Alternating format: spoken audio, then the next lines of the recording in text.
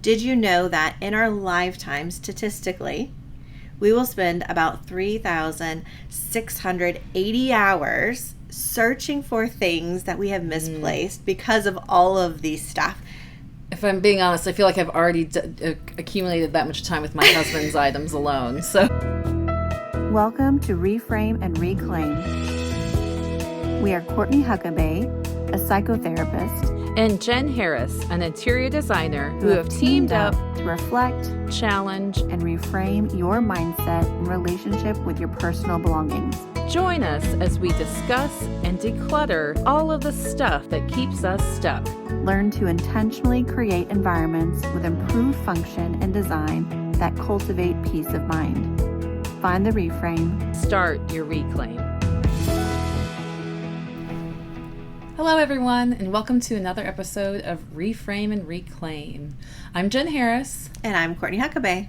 And today we're going to be talking about some staggering statistics when it comes to our homes and how much stuff we have in them. So I know, and a wonderful thing about stuff is it can help us, with efficiency. It helps us, feel happy. It, expresses who we are in our homes. Can make our lives easier. Very much so. But, there are a lot of statistics from our book that we wanted to explore and just talk about, how did this come about? What do we think about those things? So first one is that 48% of Americans feel that their home is at least somewhat cluttered with things that they don't use anymore. And that's from Talk Research. So let's talk about that research. Yeah, I mean, that's, if you really think about it, that half of the country, and granted, these statistics are leaning more towards Western cultures in America where there is consumerism and an overabundance of things. So this isn't for everyone, but for that kind of demographic, it's shocking that half the people feel these items that are, again, supposed to help you, give you your identity, make, help with your life and bring something to you, are actually weighing them down. Yes. And, it's really interesting that we accumulate things and hope for it to make our lives better. But actually, women are really, really sensitive to clutter in the home. And women actually have a higher stress response. Cortisol hormone levels increase, and depressive symptoms can also be increased with just visual clutter. And it's really challenging for women, especially because, they're, trying to clean the homes or they're trying to take care of the kids. And that's, traditional roles, of course. But it can be really hard just emotionally and mentally on women just to have that extra visual clutter. Have you found that with your clients too? It's so interesting because, in therapy, I am a mental health therapist. We do talk a lot about challenges in daily life. And I will say more so than not just women, but men are coming in and saying, I just feel overwhelmed in my space, or I just don't know where to start. And we don't talk only about home, but it does come up quite a bit. And there's probably so much overwhelm in the office, right? You go to work and busy, and you come home and you just want that, place of sanctuary and relaxation, and you look around and it's just more stress, right? I mean, who hasn't felt that way, right? According to the Journal of Society and Personality Psychology, this is something that is across the board for women in general, for Western cultures, European and America. And so we really want to work on how our book can help you reframe and reclaim your space, so we do have less of that anxiety, we do have less of that stress, and we have more peace of mind. Oh, and who wouldn't want more peace of mind, right? Me. There's another staggering statistic too, where 25% of the homes in America, the garages are so full that you can't even park a car in it. So 1 out of 4 homes. And I mean, I can see it when I'm driving down my neighborhood, right? It's this car's out, this car's out, this car's out. And that's not to judge or anything. It just shows how rampant this problem is and how we consume so much that we can't even fit it in our homes.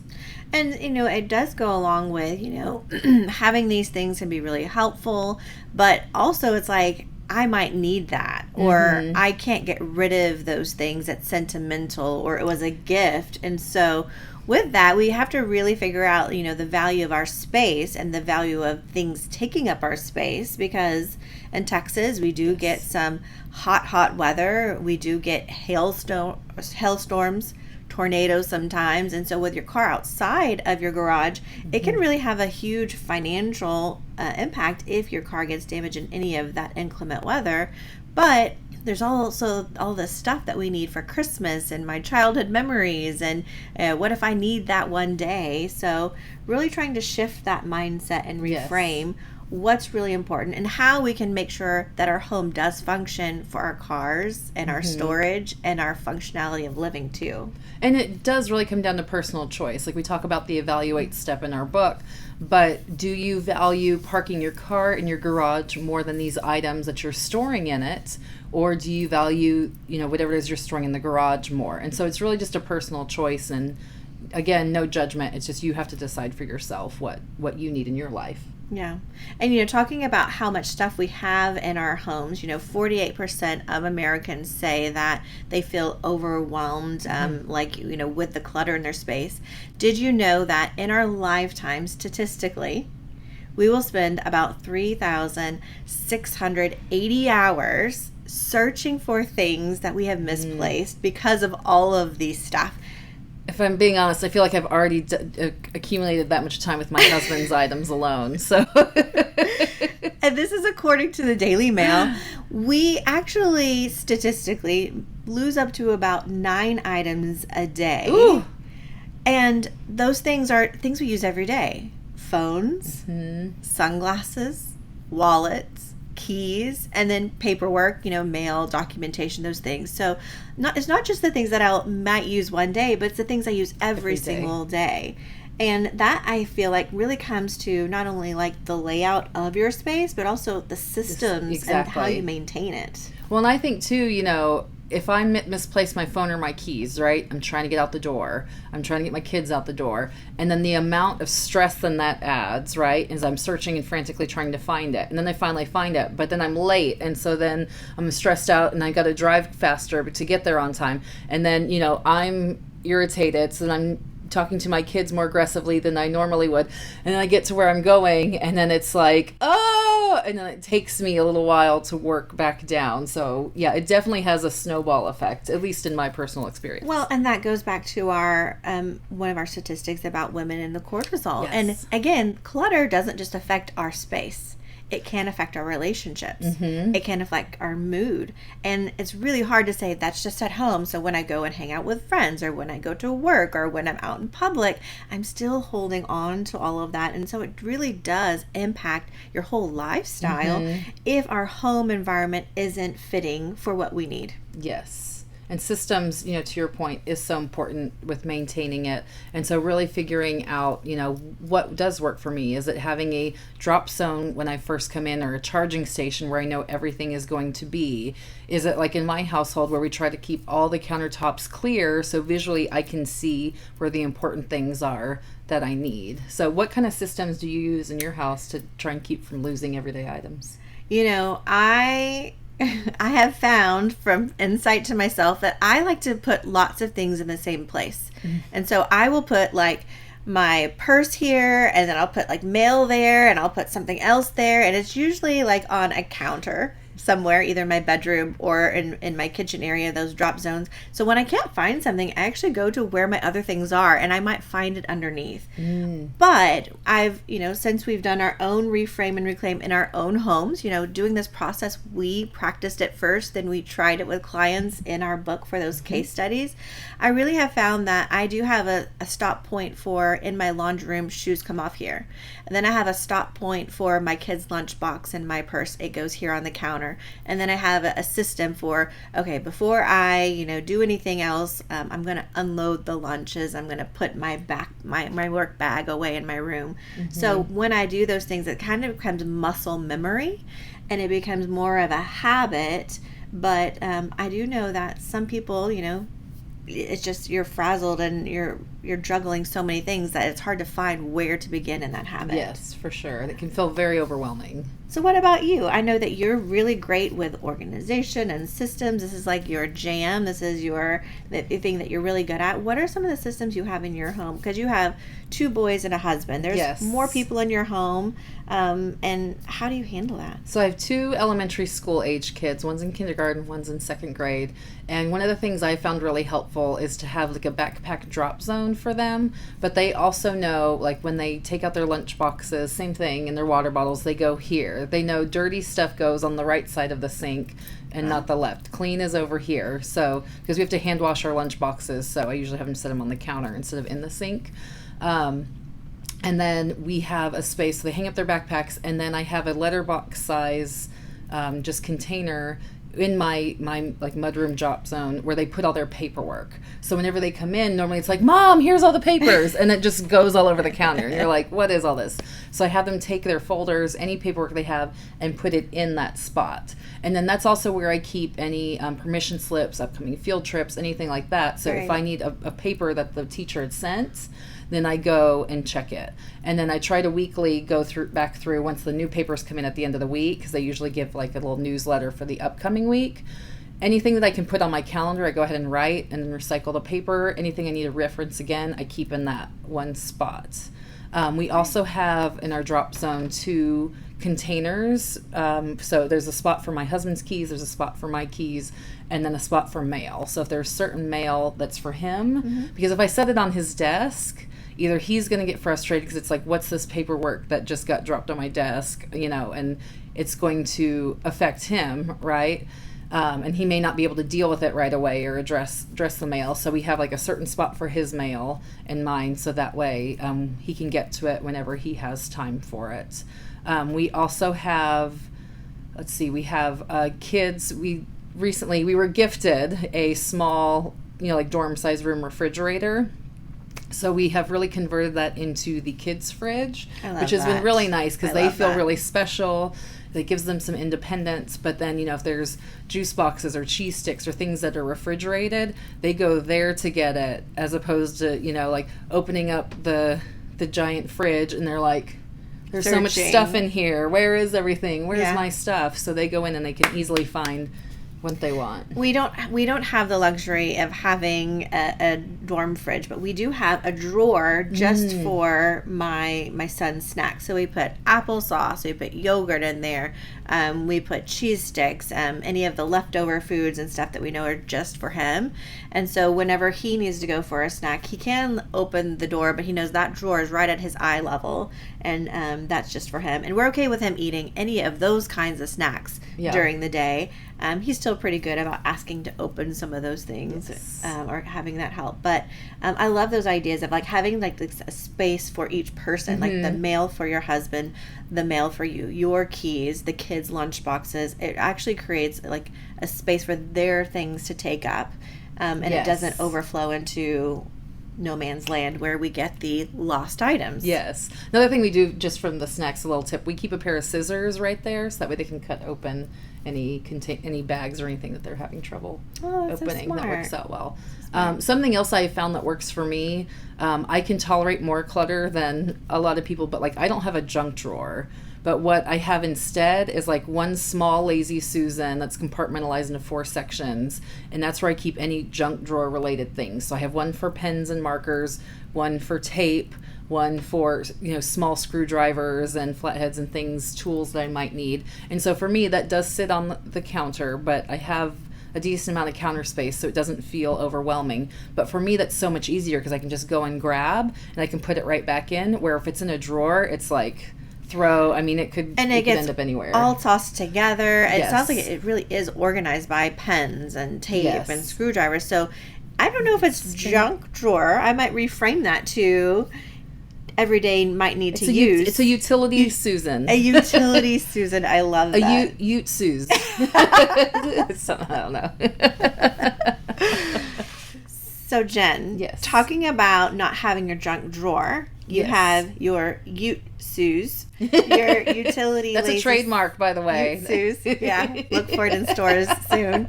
But did you know that some people in America, not only do they have a junk drawer, they actually have a storage or junk room. 1 in 7 Americans have a room that's so filled with things that they rarely use that Yep. they can't use it for functionality in their home. Now, this is a really interesting statistic from Clear Voice Research. This is saying that there's 1 in 7 Americans that has a room that's just for kind of storage in their home because they don't know what to do with all of the stuff. Yes. And that used to be me for sure. And so one of the things as I was going through and reflecting and really looking at my space and evaluating what works for me, I always swore I was never going to get a storage unit. And you may have heard the story before, but it's, no, I have enough space. I'm responsible enough that I can, edit down and make it fit in the space I do have. But then whenever I really took a look at my guest room closet, at my garage, at my linen closet, there was stuffed so full that like it had been a storage unit. I hadn't used these things in years. It was just taking up space, and because it was kind of out of sight, out of mind, like in the reference to my like guest room closet, I just didn't worry about it. It was a very low priority. So whenever I really looked at the financial side of it, it's like I am financially paying for this. Just because it's spread out over the course of a 30-year mortgage note or 10 years or 15 years, you're still paying for a space that you are not using. Right. It is not functioning for you in your everyday life. And so is storing these items worth the cost, or would I feel better about having an empty space or using that space more functionally? And so that really helped me reframe what I kept. Yeah. And in my home, we haven't gotten to the 1 in 7 Americans using a room for storage, but we do have 2 closets that are just storage. Our guest room closet. It's always the guest room closet. Okay, there's a good stat. It's usually where only guests come every once in a while, but our guest room closet and then my husband's office closet, we keep wrapping paper, gift bags, those kind of things in my husband's office closet, like arts and crafts stuff that I wish I would do one day, which is also a part of our book, but I don't want to get rid of because I have a young kid who it would be fun to do arts and crafts if we found the time and the means. And we will one day, but that's why it's there in storage. And so, but it can grow from going from that drawer, going to that closet, going to that room. And did you know that 1 in 10 Americans actually does, outside of their home, rent an off-site storage unit? And so, we're going with, half of Americans, 48%, feel overwhelmed with clutter, to, we all tend to lose things and feel overwhelmed with that, to 1 in 7 people have a room that they cannot use because of storage, to 1 in 10 Americans actually go another step further and have an off-site storage. Now, again, there is no judgment in this. It's just like looking at how much space we're taking up and how we're using that space. Yes. Another staggering statistic. So I'm in the middle of reading a book called The Day the World Stops Shopping. And it's really looking at our consumerism and how much we consume in the world. And it said, the stat they have is, if everyone in the world consumed the way Americans consumed, we would need 5 Earths in order to have enough resources in order to produce and make all these things we are consuming. And if we're not even using the items, like, it seems very wasteful. Well, and the current statistics now is like 12% of the whole world's population lives in North America and Western Europe. However, that 12% takes up 60% of the commercial purchasing in our world. And that's the consumption spending, and that's from World Watch Institute. So again, that 12% of the population spending 60% of our consumerism. If we spent like that for everyone who took up space on this earth, we would need 5 more Earths. And that is really staggering. Yeah. Very staggering. Yeah, I was like, wait, what? I had to read it again because it really puts into perspective how much, like, just the vast quantities, and it's stuff that you don't even realize, right? So I know in my 20s, it's like, well, I'm trying to find my fashion sense, or I'm trying to house my home, you know, all that. And so you try new things and see what works. And it does, though. It's like, I got something at a great deal, but then I never used it. And so then it's like, how many items could I have reduced? You know, and even just a little bit helps, you know, even just a little bit, you know, will take up less space and less resources. And, you know, talking about, according to the story of stuff, we're actually, as a nation in the United States, consuming twice as much as we did just 4 decades ago. Now, that's 40 years, and we're consuming twice as much. I mean, I am guilty of this too. You know, I'm part of our American culture, and I do consume quite a bit, you know, having a home and having a business, having children, having families. I mean, and it's so interesting, like, what contributes to this? Oh, yeah, there's so much. Buy it now. Right. Ads, every, you know, fifth scroll, every fifth video, every fifth. I mean, it's just marketing is in your face all the time. Yeah, and, you know, this will make your life happier. This will make it easier for you. And I do want my life to be happier. I do want life to be easier. But then we grab those gadgets and we listen to those promises. But is that really helping us? Or is that adding to the challenge of the stuff, the stress, and not having space and spending more money for places to store the things that I keep accumulating? Yes. Like, do I need this other gadget that opens up my avocado for me, or can I just use a knife? I use a knife. And so it's personal choice again, but you have to commit to have a space for it if you want it, right? And so what are you going to give up in order to accommodate that space? Yeah. You know, and, you know, the LA Times, they say that, you know, on average, our homes are filled with 300,000 items. And I think about my home, and I think I am definitely in that space. Yeah. I definitely, you know, we have like a 2,300 square foot home, 3-car garage. We cannot park in our garage because my husband has his workshop.